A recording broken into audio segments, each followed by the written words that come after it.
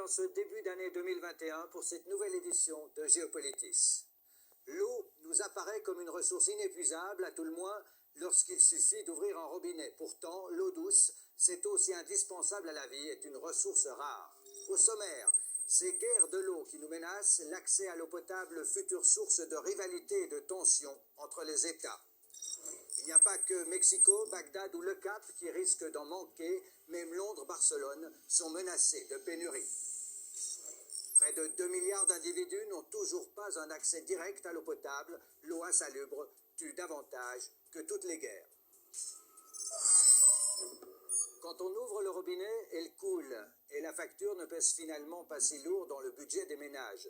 Chez nous, ici au nord en tout cas, on pourrait croire que l'eau est une ressource infinie, mais c'est une denrée rare. Quand on regarde la Terre, on la dirait pleine d'eau, mais les 97,5% de cette masse, c'est de l'eau salée. L'eau douce ne représente que le 2,5%, dont la plus grande partie est d'ailleurs figée sous forme de neige ou de glace. Saviez-vous qu'en un peu moins d'un siècle, nous avons multiplié par 3,5 la population mondiale, mais la consommation d'eau, elle, a été multipliée par 6.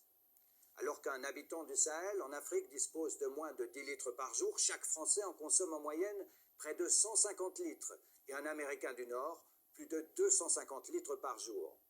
Saviez-vous qu'un habitant sur 3 n'a toujours pas accès direct à l'eau potable? C'est à la fois un marqueur et un facteur puissant des inégalités. L'eau impropre, insalubre, est aujourd'hui encore une des principales causes de mortalité dans le monde. Voilà ces quelques données utiles sans doute pour comprendre les enjeux de la gestion de l'eau.